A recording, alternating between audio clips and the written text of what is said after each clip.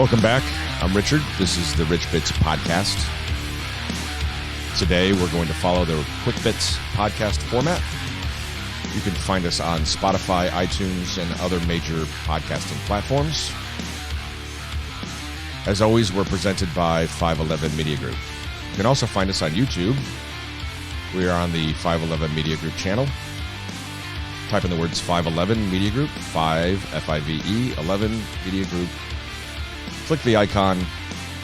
Make sure you subscribe to all future episodes and videos. And if you like what you hear, go ahead and click that like button. Tell us what you liked about the episode. Or don't. All right, so typically I work about 60 hours a week. I don't have much downtime. Up early, go to bed late, oftentimes fall asleep sitting at my desk. But sleep's overrated, and I get it. I mean, your body needs sleep most of the time. I am walking that thin line between hopped up on caffeine and holy shit, I'm tired. Well, when we moved into our office last year, our corporate office last year, I made sure that we had a pull-out couch in the office just in case I got tired in the middle of the day. I mean, you need to rest. Turns out, though, as of late, I get an overwhelming feeling of being tired in the middle of the day. And so if I'm sitting at my desk, catching up on paperwork, and I don't have any distractions, I feel like I'm going to fall asleep. And so I move over to the couch, grab a quick 30-minute nap. Makes me feel like a new man. I know they practice this in a lot of foreign countries. Mexico has the siesta. Overseas, they do a lot of 20-minute power naps. And out in San Francisco, in the Silicon Valley area, the tech companies have started putting up sleep rooms. They're little pods where people sign up for 15 to 20-minute stints in the afternoon, and they go in and sleep. And I got to tell you, it feels great. That 20-minute power nap in the afternoon feels wonderful. So, but this happens at home sometimes.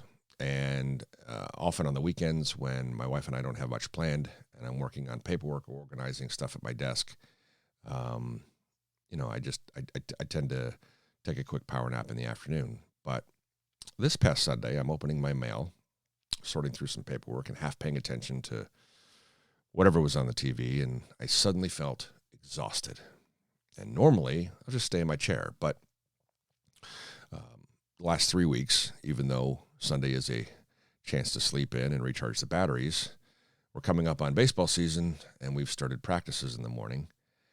And we get in a good 75 minutes or so of hitting and pitching, fielding, and then I come back home for lunch. So here I am sitting at my desk, trying to stay awake. I used to sit on the couch and watch golf on a Sunday afternoon, but as much as I will enjoy watching golf, it will put me right to sleep. So even though I'm not above sleeping at my chair with my feet up on the chair or ottoman next to me, I sometimes just want to lay in bed and take a good nap.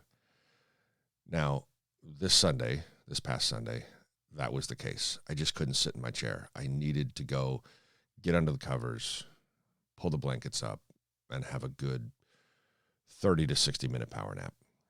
Now, I've been married for a long time, and I know the key to a happy marriage is asking your spouse every now and then to take a nap. I know, it leads to cuddling, which leads to sex, and everybody's happy. But that day, this past Sunday, I just really wanted to take a nap. And I wanted her to join me. Not because of all of that. I just wanted somebody in the bed to keep me warm. So I started dropping hints every few minutes. Hey, going to take a nap. You want to take a nap with me? And so for 15 minutes, I did everything I could to get her in there. She wasn't having it. So she stayed downstairs. I went into our room, put something boring on the TV, got into bed. I was out in a minute and a half. But here's where everything went wrong. Not 20 minutes after I'm into my afternoon slumber. And by the way, the nap was fantastic so far. My wife comes in the bedroom and gets into bed. Now, normally I'm like, oh, that's great. That's what I wanted originally. But what I didn't want was the 3 dogs climbing into bed with us. I love dogs, just like the next guy. I love my dogs. But the older my dogs get and the bigger assholes they become, the more intolerant I become of them being around me. We have a 1-year-old Doberman. Her name's Roxy. She absolutely runs the house now. She's a royal fucking pain in the ass when the window was open. And they were open on Sunday. So instead, because it was 50-something degrees outside. So instead of being in a peaceful cocoon, the dog started jumping off the bed every 2 minutes, running down the stairs and barking at the kids next door. Because, kids are playing outside, making noise. But she did this every 2 minutes. So instead of peace and quiet, snuggling with my wife, I'm now in the middle of complete chaos because the older 2 dogs now are apparently as dumb as fuck, and the Doberman has trained them to run down the stairs and bark at something they can't see yet. So I turned to my wife and told her and the dogs to get the hell out. All I wanted to do was take a nap. Literally, that's all I wanted to do. And I was dog-ass tired, no pun intended, from a long week, a morning of exercise, and I simply wanted peace and quiet. And I wanted some shut-eye. So what do you think happens when they leave? Of course, now I'm wide awake. And I'm still tired. And I'm crabby now. Because that's what happens. You take a nap in the afternoon on a Sunday, and you get crabby. According to my wife, that's what happens.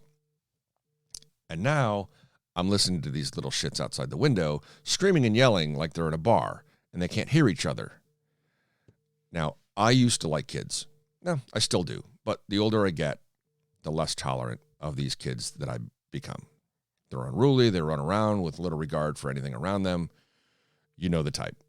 These are the kids that run around a restaurant and yell and scream, right? Or the kid in the bar last week when I'm having dinner with a couple of friends, and he's talking over everybody else at the table. He's constantly leaning back in his chair. Bam. Kid falls backwards on the floor, squeals with laughter. Thought it was so funny. He gets up, starts to shit all over again, falls backwards. The mother says something like, "Don't do that. Stop leaning back in the chair." Not 2 seconds later, bam. Chair hits the floor again. And these children are being raised today by these parents who don't say, "Enough, stop it, get your ass in the chair." Well, these are the neighbor kids, and I'm not exaggerating. They try to out-yell and out-scream each other at every opportunity when they're outside. It's hard to keep any window in my house open because that's all we hear is the sound of these little kids running around and screaming at each other. If it were my kids, and I can't underscore this enough, it's because they're literally yelling and screaming. They're not playing. It's not the sounds of kids being kids and playing in the yard and being happy. I would literally tell them to shut the hell up and stop screaming. Because apparently their tone-deaf parents don't realize how they've raised these children to be little assholes. I see other kids in other houses playing like normal children. People come to our house and they hear them outside and wonder what the hell's going on. What's all the yelling and screaming about? Well, it's just the damn neighbor kids. There's a saying somewhere that children should be seen and not heard. And I couldn't agree more when it comes to my neighbor kids. That wraps up this episode of the Rich Bits, Quit Bits. Till next time, remember, the key to a rich life is happiness and great pizza.